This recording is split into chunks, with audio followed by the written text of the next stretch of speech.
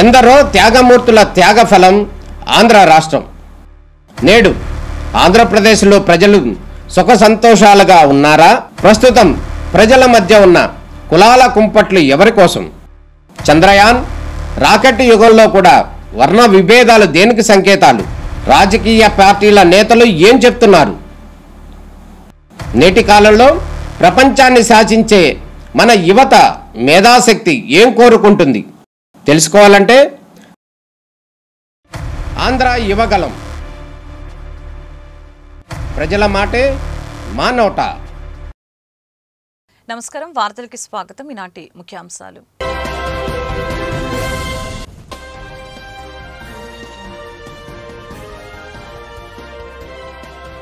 నగరంలో Satyanarayanapuram police station ని ప్రారంభించిన హోంమంత్రి అనిత, డీజీపీ హరీష్ కుమార్ గుప్తా.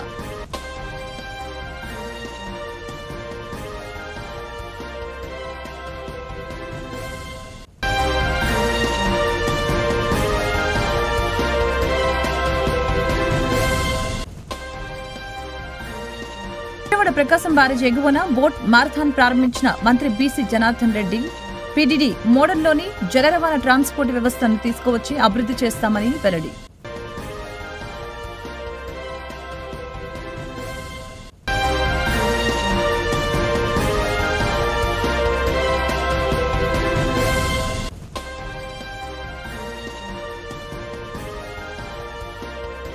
జిల్లా కలెక్టర్ కార్యాలయంలోని జేసీ ఛాంబర్లో బాధ్యతలు స్వీకరించిన జాయింట్ కలెక్టర్ ఎస్ ఇలక్కియా.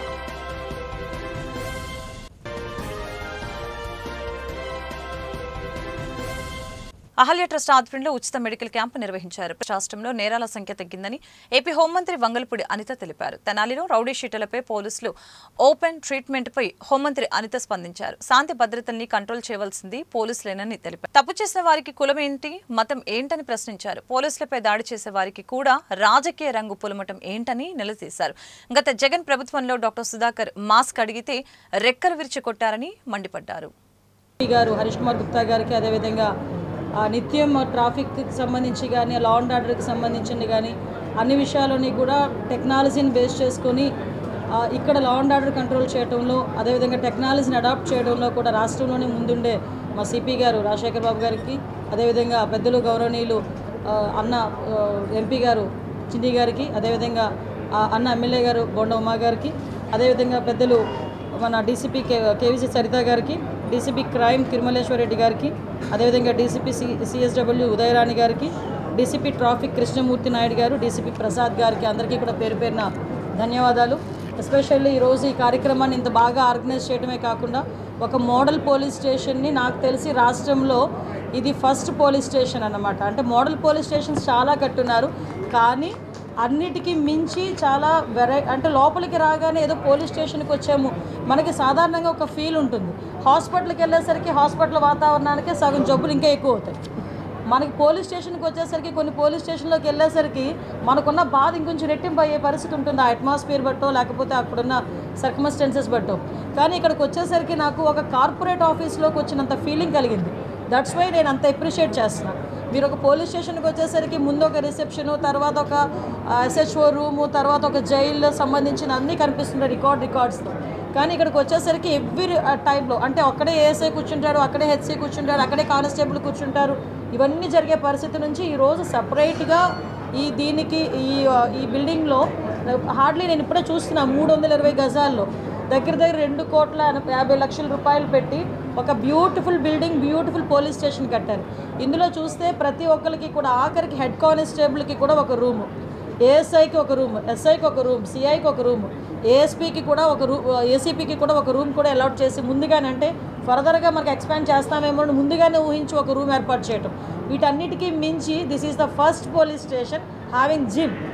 అంటే ఒక శారీరక వ్యాయామం కూడా ఎప్పుడంటే పోలీసులకి మెంటల్ ప్రెషర్ అంటుంటుందో ఆ మెంటల్ ప్రెషర్ని తట్టుకోవాలనుకుంటే కనుక ఫిజికల్ ఎక్సర్సైజ్ అవసరం అని చెప్పడానికి కూడా ఒక జిమ్ రూమ్ని ఏర్పాటు చేశారు. ఎస్పెషల్లీ ఆ ప్రెజర్ని తట్టుకోవడానికి ఒక యోగా రూమ్ ఏర్పాటు చేశారు. ఇంకో బ్యూటిఫుల్ థింగ్ ఏంటంటే వచ్చిన వాళ్ళు ఎవరైనా ఉమెన్కి సంబంధించి రిలేటెడ్ ఇష్యూస్లో వస్తే ఆ పిల్లలకి ఆడుకోవడానికి ఒక జోన్, ప్లేయింగ్ జోన్ కూడా ఏర్పాటు చేశారు. అంటే ఒక పోలీస్ స్టేషన్లో ఇన్ని ఫెసిలిటీస్ కల్పించి అదే కాకుండా ఈరోజు ఇక్కడ చూస్తే నేరస్తులకి భయం కలిగేలా మీరు అబ్జర్వ్ చేసుకుంటే లాస్ట్ 1 ఇయర్లో నేను చాలా గర్వంగా చెప్తానండి, విజయవాడ సిటీలో ముఖ్యంగా సత్యనారాయణపురం పోలీస్ స్టేషన్ పరిధి ఎలా ఉంటుందంటే, ఒక పక్క రైల్వే స్టేషన్ అంటే డిఫరెంట్ ఏరియాస్ నుంచి వచ్చే వాళ్ళు ఉంటారు, కొంత ఈ గాంజా బ్యాచ్ ఉంటుందని ఒక రకమైన ఆలోచన, ఆ ఏరియాస్లోకి వెళ్తే నైట్ కూడా తిరగలేము అన్న ఒక ఫీలింగ్.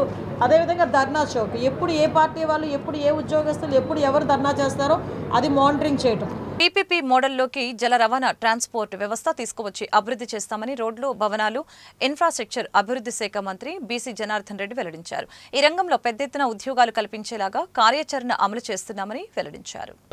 అత్యంతగా మనకు ఈ యొక్క ప్రాంతం అంతా కూడా 950 కిలోమీటర్ల ప్రాంతం ఉంది. ఆ ప్రాంతంలో ఈ గౌరవ ముఖ్యమంత్రి గారు చెప్పినట్టు ఏదైతే కమర్షియల్కు సంబంధించినటువంటి ఈ యొక్క ట్రాన్స్పోర్ట్ విధానాన్ని కూడా ప్రవేశపెట్టాలని చెప్పి చాలామంది కూడా ఇన్వెస్టర్లు రావటం జరుగుతూ ఉంది. అందులో భాగంగా రాబోయే 6 నెలల్లో పీపీపీ మోడల్లో ఎవరైతే ఈ యొక్క ఇన్వెస్ట్మెంట్ మనకు దాదాపుగా 100 రూపాయలు ఖర్చు అయితే తగిన రవాణా సౌకర్యంలో ఈ యొక్క రోడ్డు మీద ఉన్నటువంటి ట్రాన్స్పోర్ట్లో కేవలం 10% రవాణా సౌకర్యంలో ఈ యొక్క ట్రాన్స్పోర్ట్ను కూడా తీసుకుపోవడం జరుగుతుంది. ఈ ట్రాన్స్పోర్ట్ను తీసుకుపోవడం వల్ల మనకు ట్రాఫిక్ సమస్య ఒకటే కాకుండా రోడ్డు మీద కూడా భారం తగ్గుతుంది, రద్దీ కూడా తగ్గుతుంది అని చెప్పి మేము చేసిన సర్వే వల్ల కూడా తెలిసింది. ఈరోజు జల రవాణా టూరిజంలో చాలామంది కేరళలో ఏ విధంగా జరుగుతూ ఉందో అంతకంటే మంచిగా అభివృద్ధి చేయాలి. కొత్త పాలసీలు తీసుకొచ్చాము. ఆ పాలసీని కూడా పబ్లిక్ అందరికీ కూడా తెలియజేసుకొని ఇన్వెస్ట్మెంట్ చేసే ప్రతి ఒక్కరిని ముందుకు రావాలని చెప్పి కూడా కోరడం జరుగుతూ ఉంది. అదేవిధంగా ఈ రెండింటిని అనుసంధానం చేసుకుంటూ అటు టూరిజం, ఇటు ఇంగ్లాండ్ వాటర్ వేవ్ను చేసుకుంటూ కొత్త ప్రదేశాలను ఎక్కడెక్కడ ఉన్నాయో వాళ్ళని కూడా ఐడెంటిఫై చేశాము. ఈ బోటింగ్ ద్వారా దీని ద్వారా ఆ అనువైన ప్రాంతాలను ఎంపిక చేసి రెండింటికి కూడా ఉద్యోగ కల్పన కల్పించాలి.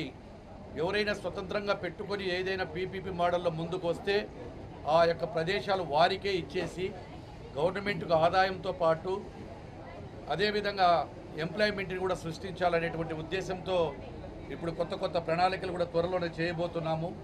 గౌరవ ముఖ్యమంత్రి గారికి ఇవన్నీ కూడా నివేదికలు సమర్పించి త్వరలోనే అన్ని నిర్ణయాలు తీసుకోవడం జరుగుతుందని చెప్పి మీకు అందరికీ కూడా తెలియజేస్తూ ఇక్కడికి వచ్చినందుకు పత్రికా విలేకరులకు అందరికీ కూడా ప్రత్యేక ధన్యవాదాలు తెలియజేస్తా ఉన్నాను. Thank you.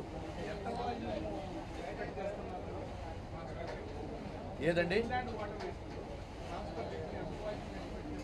ఇప్పుడు ఇది మన ఒక్కటే కాకుండా బయట ఇతర దేశాల నుంచి కూడా కంపెనీలు మా దగ్గరికి రావాలని చెప్పి ప్రపోజల్స్ పెట్టారు. దీనికి వాల్యూ అంటే ఒక ఎండ్ ఉండదు. వాల్యూ మనం తీసుకునేటువంటి ప్రదేశాల నుంచి ఎంత దూరమే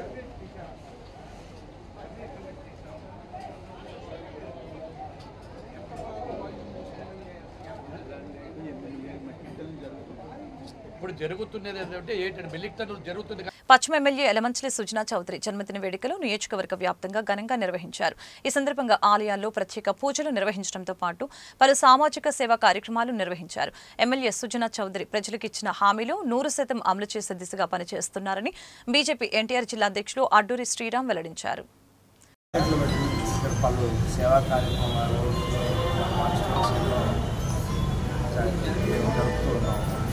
వన్ ఇయర్ అవుతుంది ప్రజలు మమ్మల్ని ఆశీర్వదించి ఇప్పుడు మా కుదిరినంత బెస్ట్ మేము చేస్తున్నామని మేము అనుకుంటున్నాము. నాన్నగారు కూడా ఇవాళ రాలేకపోయారు, కొంచెం ఇంజరీ అవ్వడం వల్ల త్వరలో వచ్చేస్తారు. Is recovering well. Thank you very much. Sriram గారు పెట్టండి.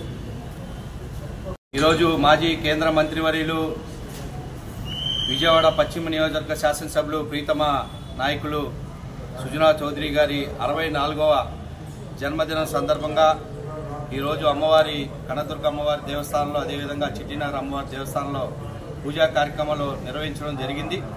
వారి కుమారుడు ఈ యొక్క దేవాలయాల్లో అమ్మవారిని దండం పెట్టుకొని ఈ యొక్క విజయవాడ పశ్చిమ నియోజకవర్గ ప్రజలు ఏ విధంగా నమ్మకంతో ఓట్లేసి గెలిపించారో వాళ్ళందరికీ కూడా న్యాయం చేసే దిశగా మేము తప్పకుండా అడుగులు వేస్తాము. ఆ అమ్మవారి ఆశీస్సులు మాకు కావాలని చెప్పి పూజా కార్యక్రమాలు చేసిన అనంతరం విజయవాడ పశ్చిమ నియోజకవర్గంలో అనేక ప్రాంతాల్లోని పేదలకు దుప్పట్లు చీరల పంపిణీ కార్యక్రమం కావచ్చు, అదేవిధంగా ఎన్నికల సమయంలో చేసినటువంటి వాగ్దానాలు తోపుడు బళ్ళు, ఇస్త్రీ బండ్లు, చిరు వ్యాపారస్తులు ఈ బళ్ళు ఇచ్చే కార్యక్రమం కావచ్చు, ఇలా ప్రతి నియోజకవర్గంలో దాదాపు 15 సెంటర్లోని ఈ యొక్క సేవా కార్యక్రమాల ద్వారా ప్రజలకు దగ్గర అవ్వాలనేటువంటి ఒక దృఢ సంకల్పంతో ప్రజలు ఏ నమ్మకం విశ్వాసంతో ప్రియతమ శాసనసభ్యులు సుజనా చౌదరి గారిని గెలిపించారో తప్పకుండా ఆ రుణం తీర్చుకునే వరకు కూడా శాసనసభ్యులు కట్టుబడి ఉంటామని చెప్పి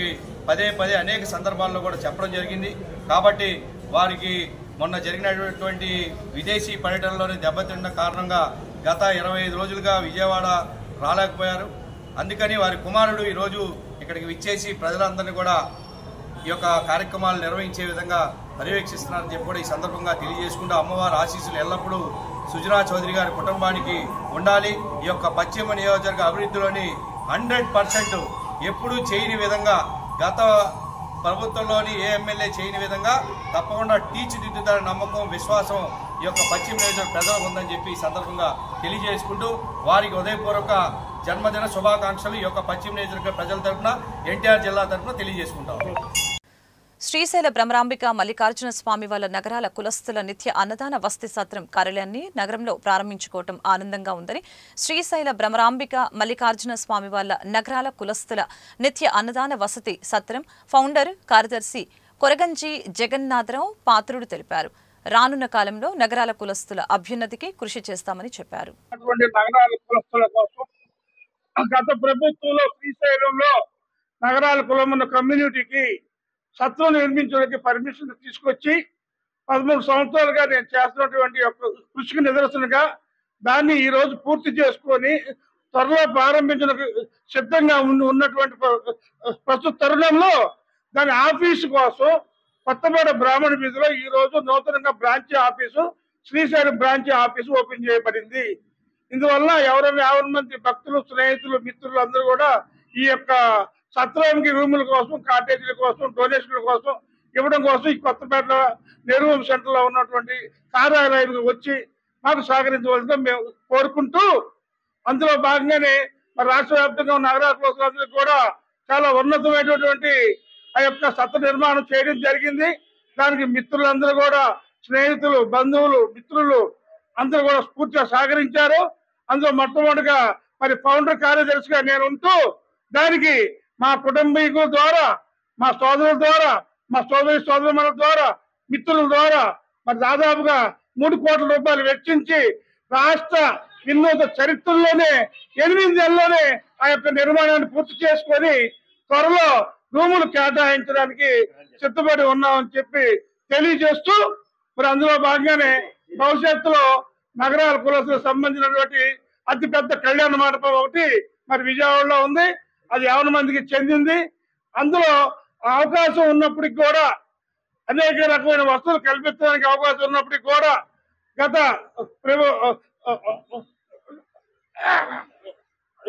పాలక మండలి వారు దాన్ని కొద్దిగా మరి నిర్వీర్యం చేయడం జరిగింది.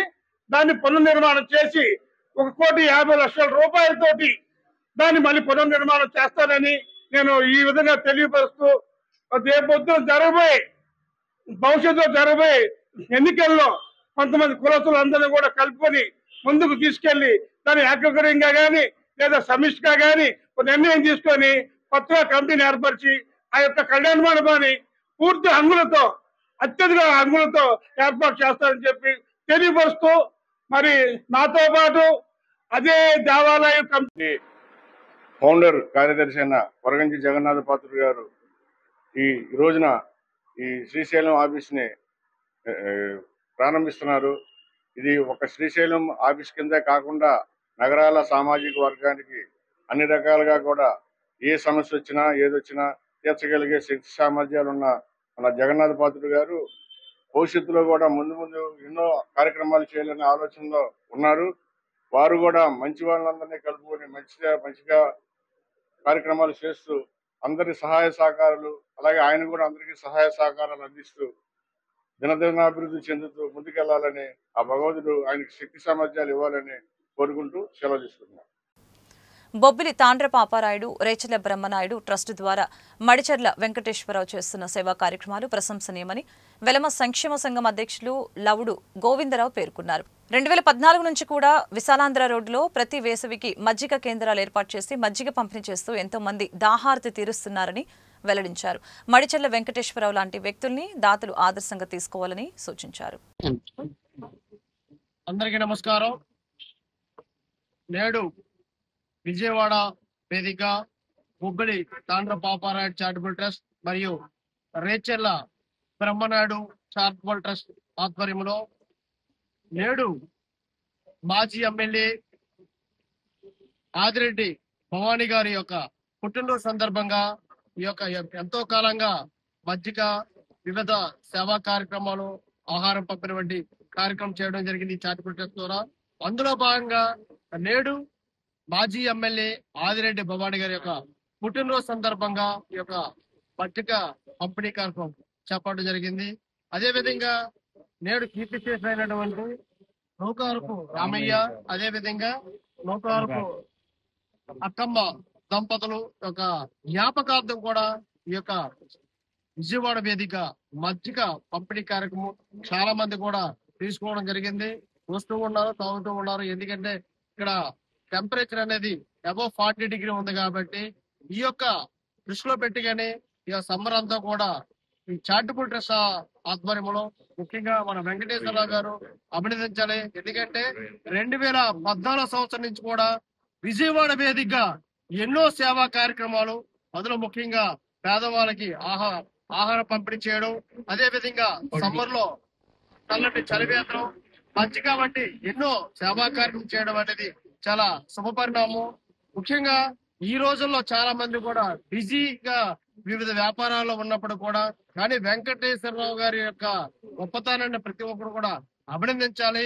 పూర్తిగా సేవాధ్యేయంగా సేవా లక్ష్యంగా మరి ఈ రోజు మరి వెంకటేశ్వర లాంటి వ్యక్తులు ఉండడం అనేది సమాజానికి చాలా అవసరమని చెప్పేసి కూడా ఇది మూల తెలియజేస్తున్నాను.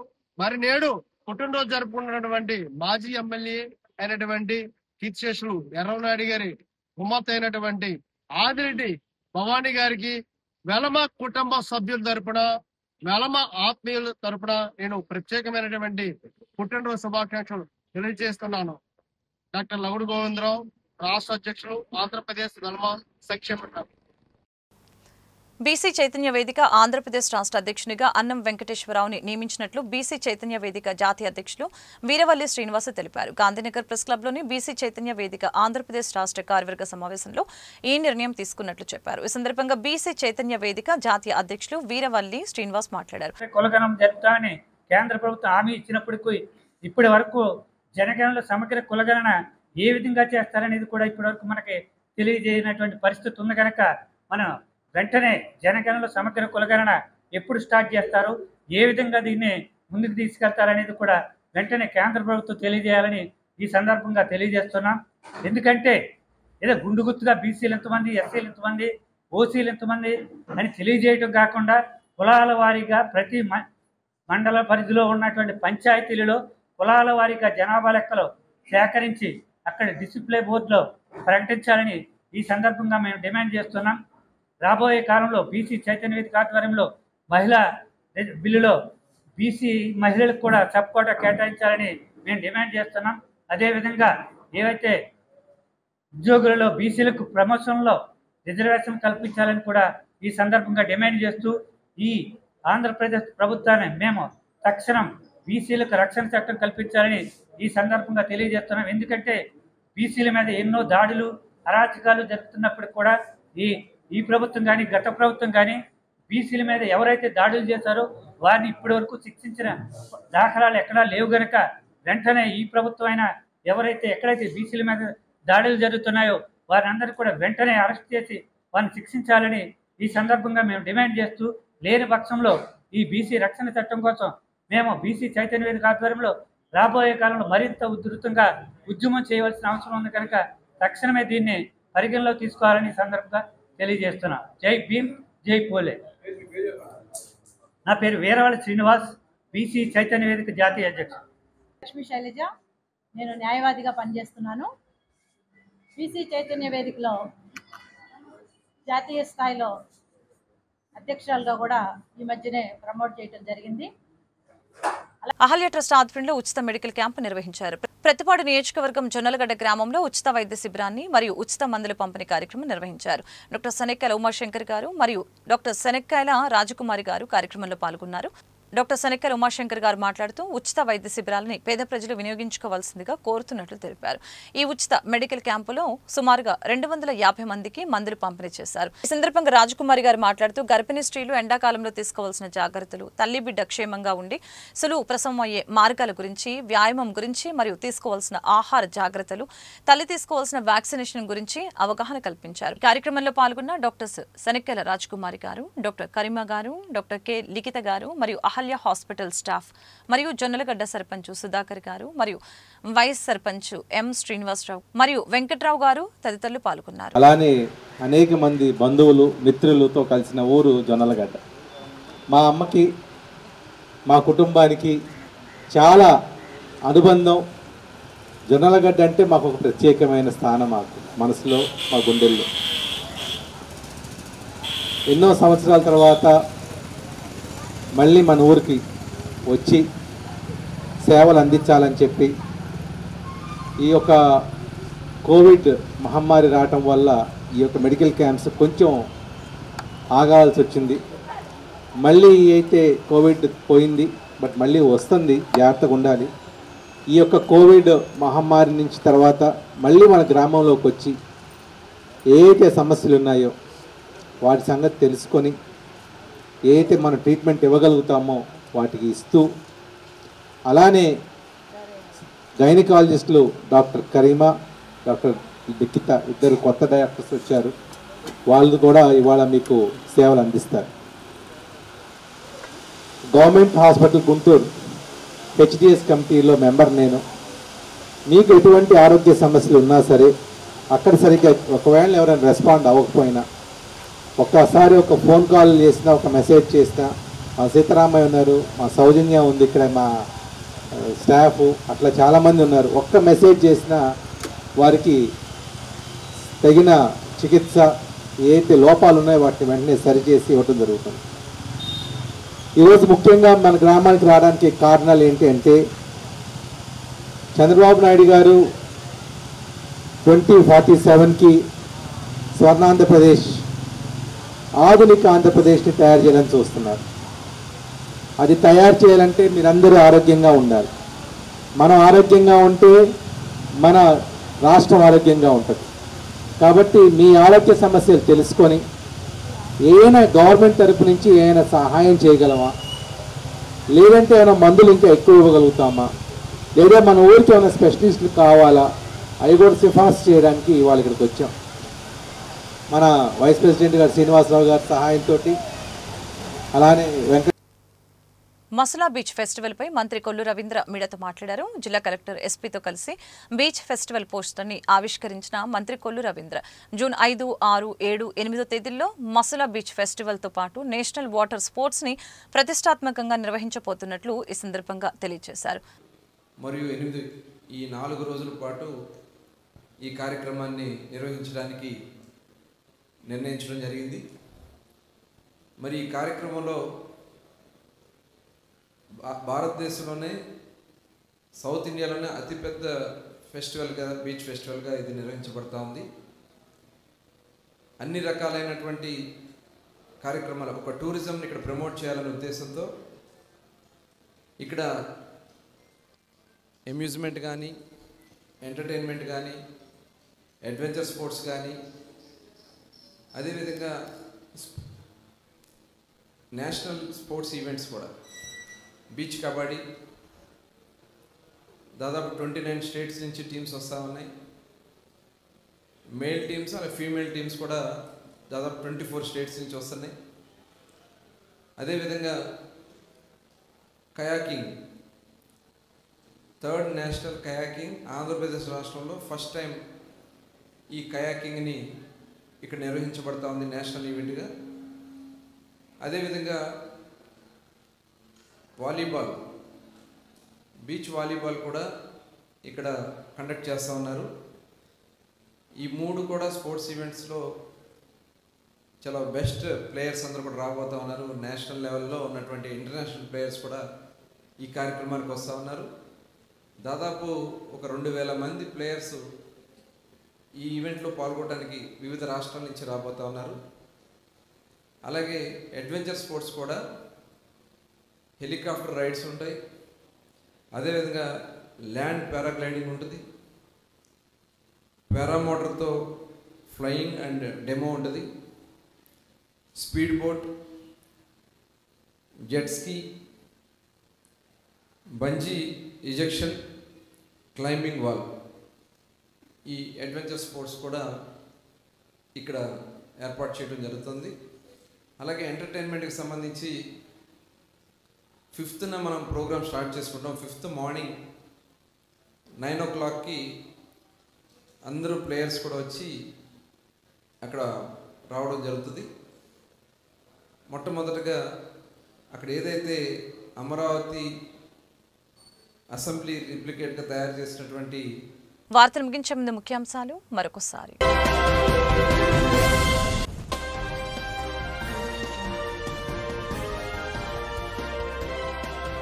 నగరంలో సత్యనారాయణపురం పోలీస్ స్టేషన్ ని ప్రారంభించిన హోంమంత్రి అనిత, డీజీపీ హరీష్ కుమార్ గుప్తా.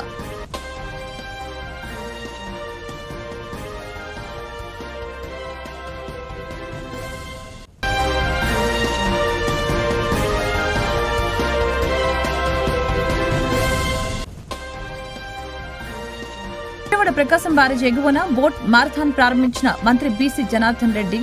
పీడీడీ మోడల్లోని జల రవాణా ట్రాన్స్పోర్ట్ వ్యవస్థను తీసుకువచ్చి అభివృద్ధి చేస్తామని వెల్లడి.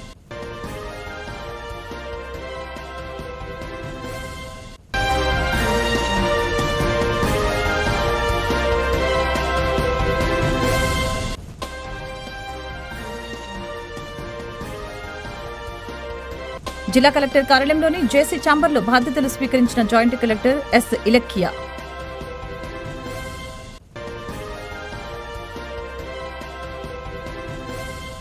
ఈ వార్తలు ఇంతటితో సమాప్తం. మరొక బులెటిన్ మళ్ళీ కలుద్దాం.